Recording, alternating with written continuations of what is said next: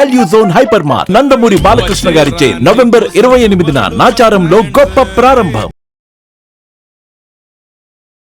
నమస్కారం స్వామి. నమస్తే sir, previous ఎపిసోడ్లో మనం మాట్లాడుకునేటప్పుడు థర్డ్ ఐ యాక్టివేషన్ ఏ విధంగా చేసుకోవచ్చు అన్నప్పుడు ఫస్ట్ మనకున్న బ్లాక్స్ని క్లియర్ చేసుకోవాలి అని మీరు చెప్పడం జరిగింది. అసలు ఆ బ్లాక్స్ ఇవి అని మనం ఎలా గుర్తించాలి, వాటిని ఏ రకంగా ఐడెంటిఫై చేసుకొని మనం క్లియర్ చేసుకోవచ్చు అంటారు? సో బ్లాక్స్లోకి వచ్చేసరికి మనకి చాలా లేయర్లుగా అడ్డుంటుంది. అందులో ఫస్ట్ కన్ఫ్యూజన్ చేస్తుంది, దాని తర్వాత రోజు రెగ్యులర్గా చేయనివ్వకుండా ఆపేస్తుంది. ఇలాంటి వాటితో పాటు కామక్రోధ లోభమోహ మదమాత్సర్యాల మీద ఏదో ఒకటి or all or none philosophy అని ఒకటి ఉందంటే అన్నీ వస్తాయి. ఈ 6 ఉంటాయి జనరల్గా జనాలకి. నాకు కోపం ఉంది, కామం ఉంది, అన్నీ ఉంటాయి. సో అట్లా అన్ని ఎమోషన్స్ కలగలిపి ఒక దాని మీద స్టిక్ అయిపోయి ఇంకా ఆ మైండ్లో అలా తిరుగుతూ ఉంటాడు. సో అందుకని ఒకవేళ నీకు థర్డ్ ఐ యాక్టివేషన్ జరగాలి అంటే, ఒకవేళ మూడో కన్ను లాంటివి తెరుచుకోవాలి అంటే, ఆ సెన్స్ రావాలి అంటే డెఫినెట్లీ ఫస్ట్ వీటన్నిటి మీద కంట్రోల్ తీసుకురావడం రావాలి. కంట్రోల్ రాగానే ఆ పొర ఎంత లైట్ అంటే జ్యోతిలాగా వెలుగుతూ ఉంటుంది మన లోపల.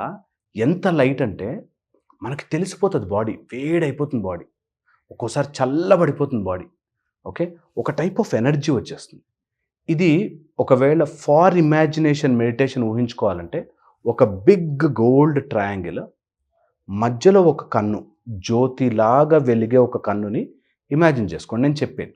ఓకే, మూడవ కన్ను తెరుచుకోవడానికి మీరు ప్రయత్నము చేస్తే, మూడవ కన్ను తెరుచుకోవడానికి ఫస్ట్ 3 వేస్గా ఉండే ట్రయాంగిల్, మధ్యలో ఒక జ్యోతి ఇమాజిన్ చేసుకోండి. First hand of the triangle వచ్చేసి థాట్, ఆలోచన. సెకండ్ ట్రయాంగిల్కు ఉండే సెకండ్ గీత ఎమోషన్, థర్డ్ గీత యాక్షన్. ఈ 3 ఎప్పుడైతే సింక్లోకి వస్తాయో అప్పుడు నీకు ఒక జ్యోతిలాగా వెలుగుతుంది. మనకి అందుకే మనసా వాచా కర్మణ అంటారు. మనసులో ఒకటి ఉండి మాటల ద్వారా ఒకటి చెప్పి చేతలు ఇంకోటి ఉన్నాయి అంటే వాడికి ఎప్పటికీ తేడా తెలుసుకో. మనసా వాచా కర్మణ, ఈ 3 మ్యాచ్ అయి ఉండాలి. ఇది అందరూ చేయాల్సిన ఫస్ట్ సాధన. ఎవరైతే సత్యములో ఉంటారో, ఎవరైతే మనస్సుతో ఆలోచించేది, మాటతో చెప్పేది, చేసేది సేమ్గా ఉంటాయో వాళ్ళకి థర్డ్ ఐ ఈజీగా. చాలామంది ఇందులో సేమ్ ఉండరు కాబట్టి మ్యాచ్ కాదు. ఇది మ్యాచ్ కాదు కాబట్టి ఆ లేయర్ ఎప్పటికీ క్లోజ్డ్ ఉంటుంది. ఓకే, ఇది నేను చెప్పేది ట్రాన్సిడెంటల్ ఫేజ్లో. అంటే ఈ బాడీ ఫిజికల్ బాడీలో చెప్పట్లేదు. ఫిజికల్ బాడీ దాటి ఒక సూక్ష్మ శరీరం ఏదైతే మనము వింటున్నవి అన్నీ గుర్తుపెట్టుకుంటుందో. అంటే నేను పిల్లి అని చెప్పాను, మీ మైండ్లో పిల్లి కనిపించిందా లేదా? పిల్లికి నిజంగా పిల్లి అంటే తెలియదు పిల్లని. పిల్లి అనే ఒక వర్డ్ పెట్టుకున్నామా లేదా?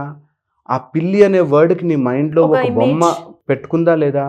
ఇవన్నీ దాచిపెట్టుకుంటున్న ఆ మెంటల్ ఫ్రేమ్లోనే ఒక ఐ రెడీగా తిరుగుతుంది. ఓకే, ఆ కన్ను ఇలాంటి ట్రయాంగిల్లో ఉన్నప్పుడు ఠక్కుమని తెరుచుకుంటుంది. ఈ ట్రయాంగిల్ కలవదు.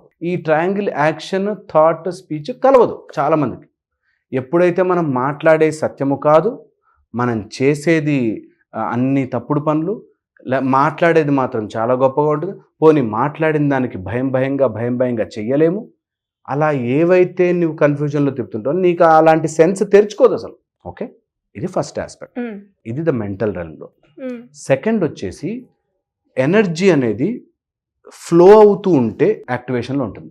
నీకు కన్నుకి, రెటీనాకి బ్లడ్ సప్లై రాకపోతే ఎలా అయితే కన్ను డెడ్ అయిపోతుందో, అలాగే ఈ ఎనర్జీ సప్లై లేకపోతే ఆ కన్ను క్లోజ్ అయిపోతుంది. ఓకే, అంటే ఎనర్జీ సప్లై అంటే మనకి జనరల్గా 72,000 నాడులు కనెక్షన్స్, సో మెనీ నాడీ కనెక్షన్స్. వీటిలో కొన్ని ఏరియాల్లో మనము ఇక్కడ బాగా ఎనర్జీ ఉంటుంది, ఎనర్జీ స్టేషన్స్ లాగా చెప్పుకునే 7 సెంటర్స్. ఓకే, మూలాధార, స్వాదిష్టాన, మణిపూర, అనాహత, విశుద్ధ, ఆజ్ఞ, తర్వాత పైన. ఎప్పుడైతే ఎనర్జీ ఆజ్ఞ దాకా వెళుతుందో దెన్ ఇట్ ఈస్ కన్సిడర్డ్ నీకు థర్డ్ ఐకి ఛాన్సెస్ ఎక్కువ. ఆజ్ఞాచక్రం 2 పెటల్సే, ఇక్కడ దాకా అన్ని 12, 8 పెటల్ 2 పెటల్సే, జస్ట్ ఒక బ్యూటిఫుల్ గిర్రని తిరుగుతుంది. అండ్ యూ విల్ నో మొత్తం సృష్టి time will become a plane, you can walk in the time. Okay, ఇది సెకండ్.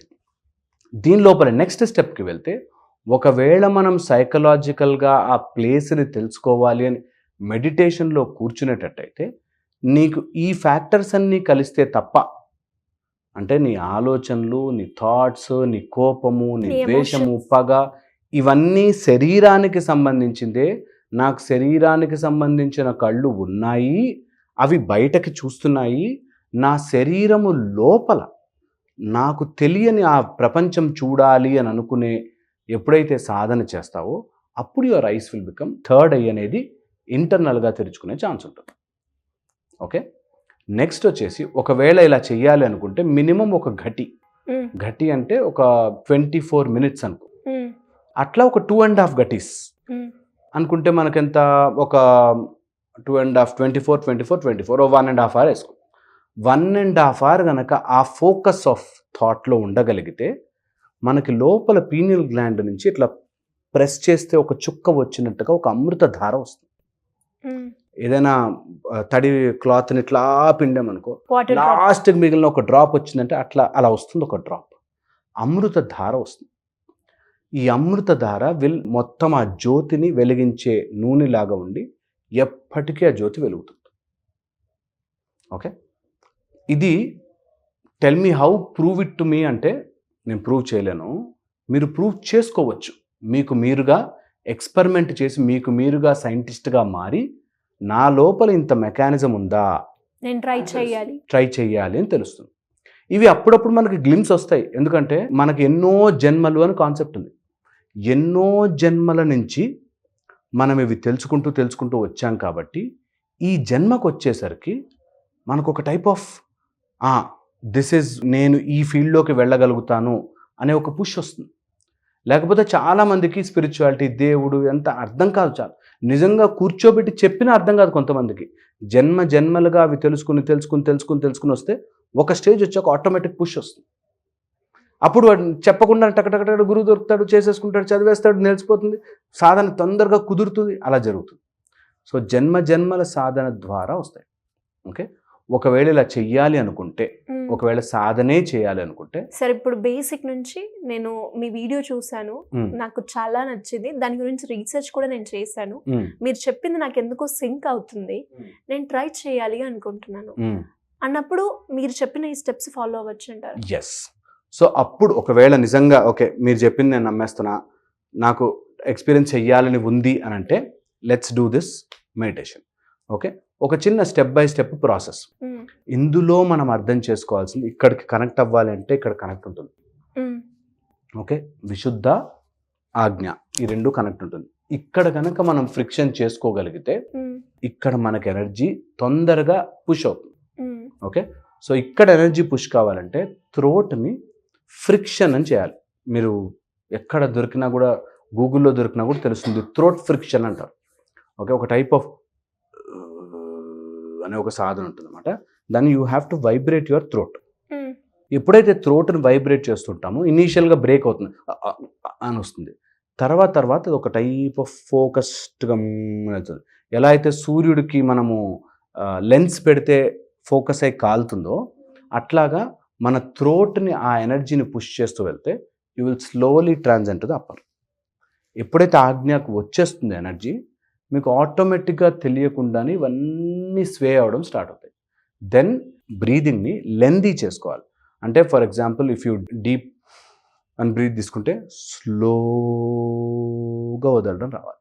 ఎంత స్లోగా బ్రీత్ని వదలగలుగుతామో అంత ఎక్కువసేపు యూ కెన్ స్టే దేర్.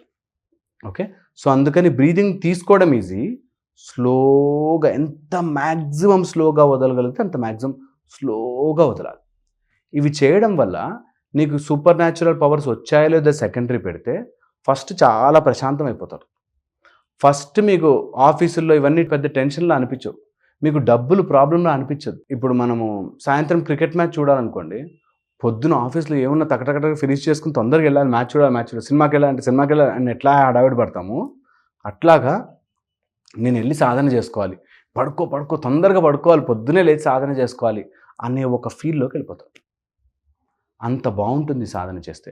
చాలా mind related problems, mental problems, mental ill health అన్నీ తగ్గిపోతాయి ఇది ప్రాక్టీస్ చేయగలుగుతాయి. నెక్స్ట్ మనం త్రాటగా నేర్చుకుందాం, దాంతో కూడా చాలా హెల్ప్ అవుతుంది. డెఫినెట్గా సార్. అండ్ మీరు చెప్తున్నప్పుడు ఒక్కొక్కసారి కనుక నిజంగా వీడియో చూసేవాళ్ళు అది ఎక్స్పీరియన్స్ అయితే ట్రై చేయాలి. ఖచ్చితంగా మీరు చెప్పింది వాళ్ళు కూడా ఎక్స్పీరియన్స్ అవుతూ ఉంటారు. Thank you sir, thank you so much.